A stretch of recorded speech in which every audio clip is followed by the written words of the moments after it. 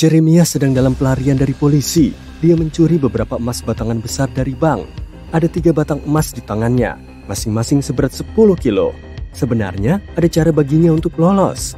Yang perlu dia lakukan hanyalah menyeberangi sebuah jembatan.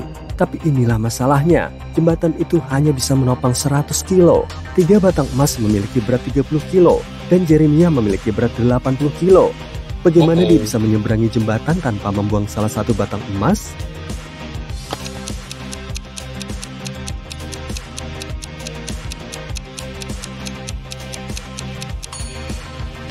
Sepertinya untuk melakukannya, salah satu emas batangannya harus melayang di udara. Untuk mewujudkannya, Jeremiah harus melakukan juggling emas batangan. Dengan cara ini, hanya 2 emas yang akan memberati jembatan, sementara emas batangan ketiga akan berada di udara. Voila, 80 tambah 10 tambah 10 sama dengan 100. Jadi jembatan itu akan tetap bisa menopang Jeremiah. Kamu sedang bermain dodgeball dengan 2 orang temanmu, Arna dan David. Kalian berdiri membentuk segitiga dan kalian bergiliran melempar bola ke salah satu orang yang kalian pilih hingga hanya 1 orang yang tersisa. Kamu memiliki peluang 30% untuk mengenai orang yang kamu bidik. Arna memiliki peluang 50% dan David memiliki peluang 100%. Ya, lemparannya tidak pernah meleset. Kalau kamu mengenai seseorang, maka dia akan keluar dan tidak lagi mendapat giliran. Jika urutan pelemparan adalah kamu, Arna, lalu David, apa yang harus kamu lakukan untuk mendapatkan kesempatan terbaik untuk menang?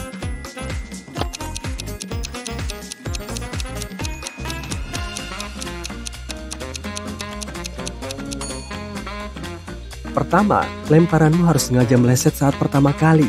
Kalau kamu mencoba untuk memukul Arna dan kamu berhasil memukulnya, maka David akan menjadi sasaran berikutnya dan dia akan 100% mengenaimu dan kamu pasti akan kalah. Kalau kamu membidik David dan mengenainya, maka Arna akan menyerangmu. Jika kamu meleset pada giliran pertama, Arna pasti akan mengincar David karena dia pemain yang lebih kuat. Jika David kena tembakan, maka hanya tinggal kamu dan Arna, tapi kamu akan melempar lebih dulu. Jika lemparan Arna meleset, maka David akan menyerang Arna dan hanya tinggal kamu dan David. Tapi lagi-lagi, kamu yang akan melempar pertama, peluangnya masih 30%. Tapi dengan cara ini, kamu sudah masuk final.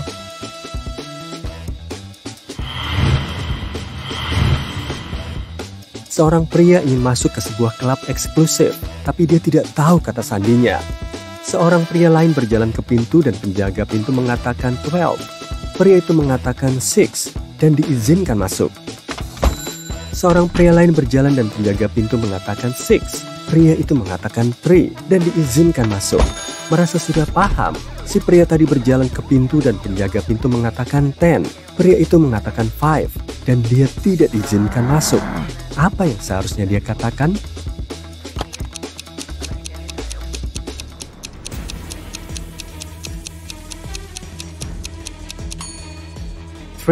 Seharusnya dia mengatakan berapa banyak huruf dalam angka yang diucapkan penjaga. Seorang pencuri memasuki butik kelas 1 dan menakut-nakuti pelayan toko. Dia memaksa membuka brankas. Asisten toko berkata, kode brankasnya berbeda setiap hari dan kalau kamu mencoba melakukan apapun, kamu tidak akan pernah mendapatkan kodenya. Namun, si pencuri berhasil menebak kodenya sendiri. Bagaimana dia tahu?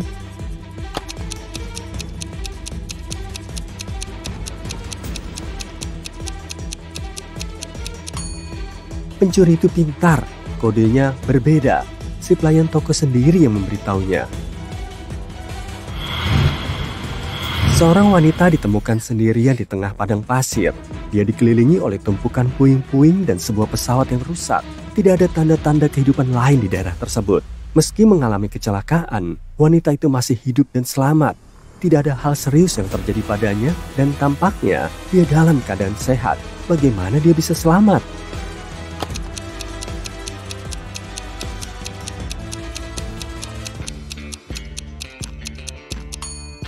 Coba perhatikan lebih teliti, wanita itu tidak berada di dalam pesawat saat pesawat jatuh. Dia selamat dengan melompat keluar dari pesawat dengan parasut sebelum jatuh. 2 orang ayah dan 2 anak laki-lakinya pergi memancing bersama. Mereka masing-masing menangkap 1 ikan untuk dibawa pulang. Mereka tidak kehilangan 1 ikan pun. Namun ketika sampai di rumah, mereka hanya membawa 3 ikan. Bagaimana ini bisa terjadi?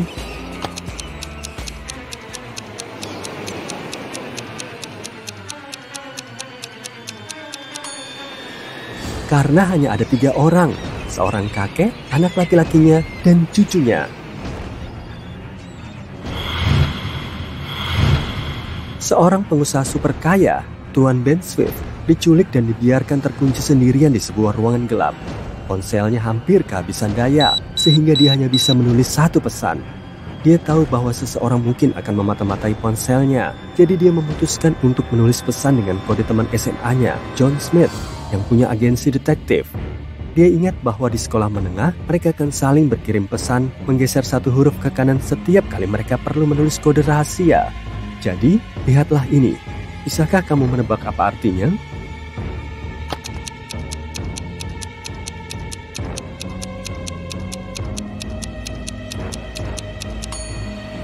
Ini bukan omong kosong.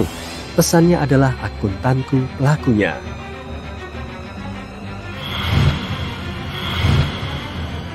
Kamu sedang jalan-jalan di hutan dan tiba-tiba kamu melihat kastil antik yang megah. Kamu memasukinya dan melihat para penghuninya. Agak sulit untuk mengatakan apakah mereka ramah atau tidak, tapi lihat, mereka baru saja mengambilkan beberapa makanan ringan untukmu. Namun, kamu bisa tahu dari senyuman mereka bahwa makanan ringan itu pasti jebakan untukmu. Kamu tidak bisa menolaknya dan harus memilih sesuatu untuk dimakan. Ada 4 muffin di hadapanmu. Semuanya terlihat lezat dan mulutmu jadi berair. Salah satu penghuni yang tampaknya adalah pemimpin mereka memberitahumu bahwa muffin pertama berisi kubis yang telah difermentasi. Muffin kedua dikerumuni semut hidup. Muffin ketiga berisi lumpur, bukan krim coklat. Dan muffin keempat berisi buah ake.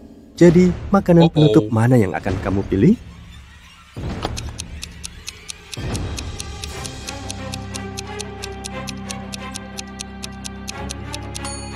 Muffin dengan kubis yang difermentasi mungkin terdengar aneh dan tidak seperti makanan penutup, tapi ini aman.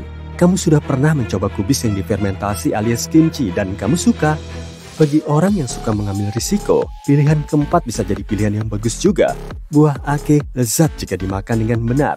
Tapi kamu tidak yakin apakah si penghuni itu bisa memasaknya dengan baik. Sedangkan untuk muffin semut dan lumpur, aku sih pas aja. Mary buka usaha nail art. Layanannya gratis bagi siapa saja yang ingin membuat janji dengannya. Namun, kebanyakan orang tetap membayar. Kenapa ya?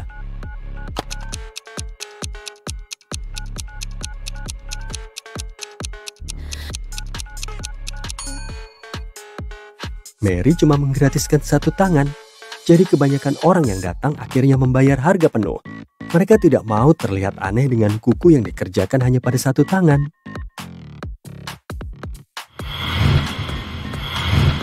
Jocelyn pergi berbelanja dan membeli banyak susu, yogurt, daging, dan keju. Ketika kembali ke rumah, dia menyadari bahwa dia tidak punya tempat untuk menyimpan semua produk ini karena kulkasnya sudah penuh. Bagaimana dia bisa menyimpan semua makanan yang dibelinya?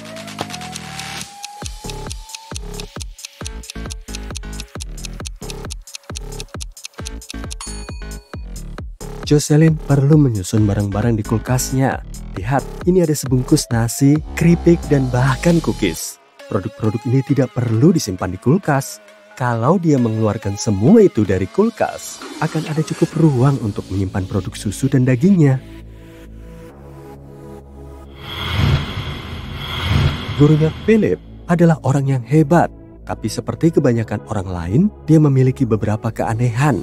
Dia tidak akan membiarkan Philip pulang sebelum memecahkan salah satu teka-teki rumitnya. Kali ini teka-tekinya adalah berapa jumlah apel yang ada di pohon pinus jika ada 5 apel di setiap dahan dan ada 8 dahan di pohon itu?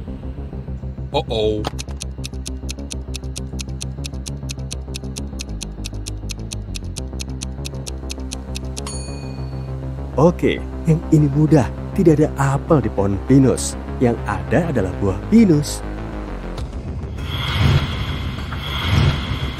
Katie yang malang tinggal bersama ibu tiri dan 3 saudara tirinya yang jahat. Kayak pernah dengar, impiannya adalah pergi ke pesta yang sudah ditunggu-tunggunya sepanjang tahun. Ibu tirinya Evelyn tidak pernah mengizinkan Katie pergi kemanapun.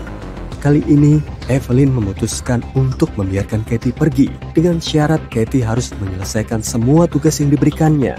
Si ibu tiri meminta Katie untuk mengambilkan air, tapi Katie diberikan saringan untuk membawa airnya.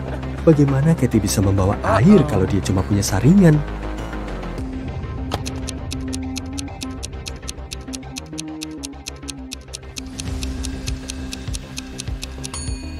Katie harus membekukan air dan membawanya dengan saringan.